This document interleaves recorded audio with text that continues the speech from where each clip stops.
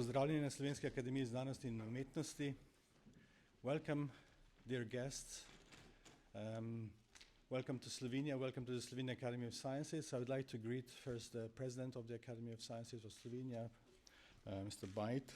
And we have here today in the presence Her Excellency, the British Ambassador to Slovenia, Sophie Honey. Welcome. And we also have His Excellency, the Ambassador of the Czech Republic to Slovenia, Mr. Juraj Chmiel. Welcome. And I would like to greet all members of academies, not only from here, but all around the world. And of course, those who actually traveled a long, long distance to come here today to discuss issues related to the other brain. But before we do that, I'd like to welcome Professor Bajt to this audience.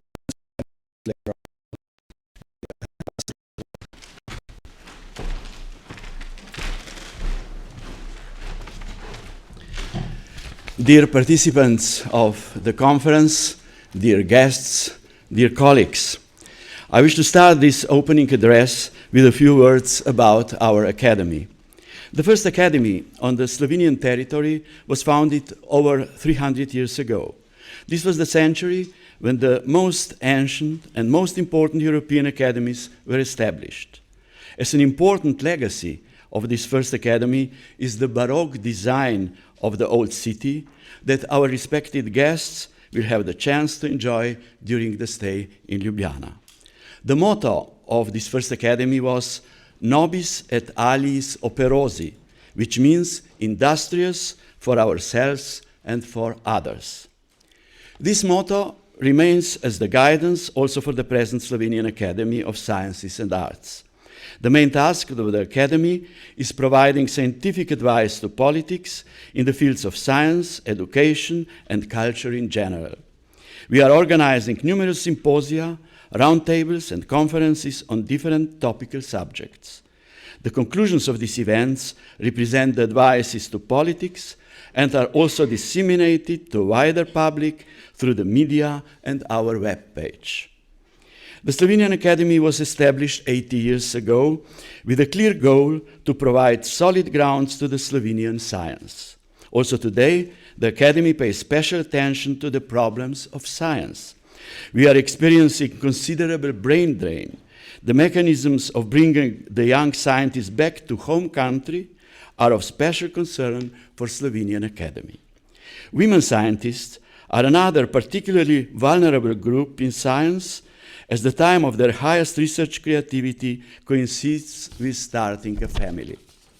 In order to promote research ethics and draw attention to cases of research misconduct, we are preparing the foundation of a committee for integrity in science.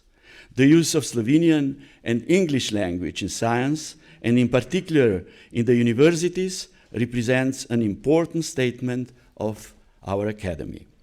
Apart from science, frequently discussed subjects are as various as human rights of immigrants, hate speech, aging, wood and forests, artificial intelligence, and robotics.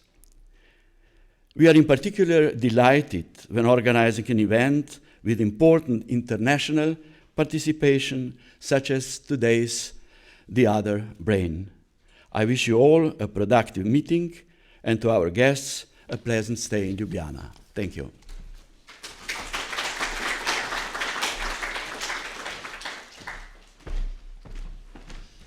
Mr. President, thank you very much for your words. As this event is actually a collaboration, of course, an innovation project from the British Embassy, I would like to welcome the Ambassador of the British Embassy, Sophie Honey, to actually address this audience.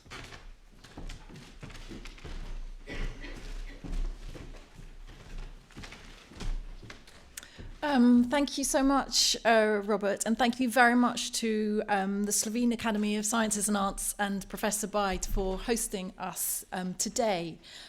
It's great to be here. I know that this conference has been jointly organised by your Academy, also by the UK Science and Innovation Network and the Czech International Clinical Research Centre. And it's great to see and to meet on the way in so many esteemed scientists from the UK, from the Czech Republic, and Slovenia. I understand that you are going to be reviewing the biology, pathology, and physiology of astroglia, a type of neuroglia in neurodegeneration. I studied science, I studied physics before I became a diplomat, but I don't pretend to know a lot about astroglia. But what I do know, and what I wanted to share with you, is two things. And the first of those is that this is a really, really important area of research, given the impact that diseases like Alzheimer's have in so many of our societies and on individual families, not just in the developing world, but also, not just in the developed world, but also a very big impact in the developing world. I understand that over 60% of those affected with Alzheimer's and neurodegenerative diseases live in low to middle-income countries, Africa and East Asia. So this is a really, really important area of research that you're working on.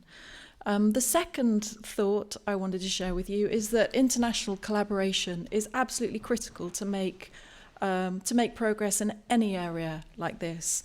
I don't think I need to tell you that as scientists. I think that international collaboration comes very naturally and runs through the veins of scientists, at least all of the scientists that I know.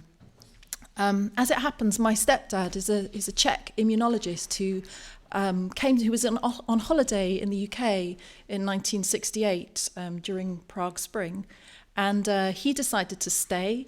And it was his research partners in the UK who he'd known from the institute where he worked in Prague, who helped him find a job with the Wellcome Institute, later with King's and Guy's Hospital, and really helped him settle in the UK.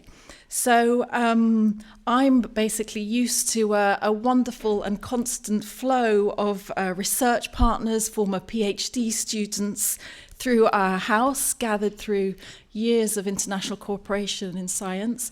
He finally retired properly last year in his 80s, but still, whenever I go home, there is a former PhD student, an international collaborator from all over the world who is always turning up for supper. So what I know is that international collaboration is absolutely key to science, but one of the other beauties of it is that it's not just about advancing scientific research and knowledge. There are also a lot of great friendships to be built along the way. So I'm very glad to see this happening today. This sort of spirit of partnership in science is very much alive between the UK and Slovenia. As an example, something like 40% of Slovenia's life science publications have a British co-author. And there are many UK researchers with deep admiration for and close ties with Slovene counterparts. And great examples of research collaboration in Slovenes who've made the UK their home, like Jane Ule, who is here today, I think. Where's Jane? Is Jane here? Perhaps not. Perhaps we were expecting him to be here. But anyway, it's great that he is an example of someone who's made the UK his home. And the same is also true between the UK and the Czech Republic, a great deal of scientific collaboration going on. So it's wonderful to see that brought together in this tripartite group today. So by way of conclusion, I would like to thank the Academy of Sciences and Arts here in Slovenia for hosting this conference. I wish you a really fruitful couple of days, both in pooling your knowledge and research and advancing understanding of this area, which is so important, but also, I hope, as scientists and as a network of researchers continuing to build friendships that will hold you well in the future. Thank you.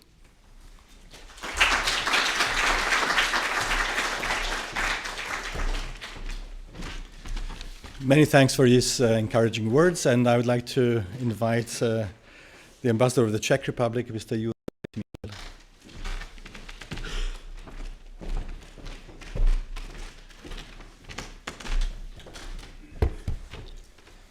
Ladies and gentlemen, all protocol observed. I am honored to speak in front of such a distinguished audience of scientists, and it's a little bit of my homecoming because I was working up till 1992 in Slovak Academy of Sciences, but a little bit different field. I'm Africanist. I have BA, MA, PhD studies in African studies, and I also spent 1 year in School of Oriental and African Studies in London. So again, a little bit of homecoming.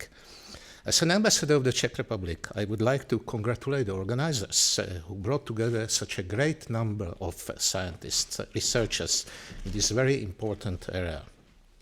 One of the organizers, the Czech Center and University Hospital in Brno, ICRC Center, I have personally visited in October. Honestly, what I saw, I was really astonished. Their capabilities and work represent really the top research in this field. The applied and the clinical research are one of the highest priorities of the Czech government. And we consider it as very important. For example, the last decade, the funds have been increased by 100%. And last year, the Czech government gave to the research, which is the highest amount which was given during these years. I myself was nearly for 2 years working as an international advisor to the Technology Agency of the Czech Republic, which is a great grant agency specialized in the field of applied research and innovation. And therefore, I know how important it is to join the forces. As the knowledge became more and more complex, the international teams with global reach are more and more needed. Joint publications, international conferences, scientific hubs, research, and shared clinical premises are one of the highest value added of collaboration among the states. Therefore, the scientific cooperation is one of the key priorities of my agenda as ambassador in Slovenia, and I will do all my best to enhance it as much as possible during my mandate. I've already visited several ministers here in Slovenia, and I am glad to say that they were on the opinion to join. Every publication, patent, or clinical result may save human lives. For my conclusion, I wish you all the best, and I'm looking forward to meet you tomorrow, sometimes after the noon, for the degustation of the Czech wine and also Becherovka. So I wish you all the best and looking forward to meet you. Thank you for your attention.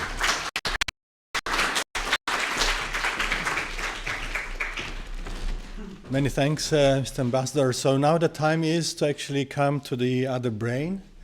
I just want to give you just a quick sort of outline of what we are what we are aiming for. So the brain of the human, consists of many parts, and what we see, the most important part of the brain is the neocortex that actually represents 80% of the brain mass. So it's about 1 kilogram. But what is interesting about this is that, in fact, the number of cells that are neurons in this neocortex is a minority, only 20%. So there are 4 times more non-neuronal cells in the neocortex. Now, this has been somehow overlooked scientifically, and now we know that the other part of the brain, these cells that actually are representing a non-neuronal part, are also neuroglia, and these neuroglial cells, form the white matter, like oligodendrocytes, and then we have astrocytes that actually communicate in the gray matter and also in the white matter, but in the gray matter mainly with synapses and blood vessels. We also have microglia. Now, although these cells have been actually somehow identified at the mid of 19th century, it has been basically considered that these cells support passive glue, and also etymology of glia comes not only from Greek but also from all Church Slavic languages, from glina, meaning that actually we keep the brain together. Now, and of course these cells have been subservient to neurons, and so this was the neuron-centric century. And now we know that in fact these cells are really important in determining the plasticity of the brain, memory forming. They in fact are energy providing cells. The brain consumes like a fifth of blood glucose at rest, although the brain is only 2% of the body mass. So it's energy consuming sort of organ, and of course, if energy consuming organs are somehow prone to actually defects. So keeping the engine running means we have to maintain it properly, and therefore nowadays glial cells are considered to be homeostatic cells. A derangement of homeostasis means development of disease. Now, so we are coming to a gliocentric century. To actually give you an idea that this is actually happening, this is the number of papers published in the field of astroglia and oligodendrocytes as a function of years. These are, of course, hits of papers published in the field of single cells, genetically modified animals, and now drug targets. You can see that, in fact, we have a significant number of the last 20, 30 years of these publications reaching perhaps a steady state, meaning that the field has matured, and that, in fact, we should actually be aiming at understanding the disease, not only on the ground of neurons being the targets, but also neuroglia being the targets. So we hope that there's going to be a shift in the drug discovery field from not being a neurocentric paradigm to perhaps a paradigm that actually includes sort of gliocentric views as well. Now, this brings me to the end of my opening, and I would like to, without further ado, invite the first speaker, Arthur Butt, who has actually been the first co-author of the textbook entitled Neuroglia, together with Alexei Verkrasky, who unfortunately couldn't make it today. Arthur, the podium is yours.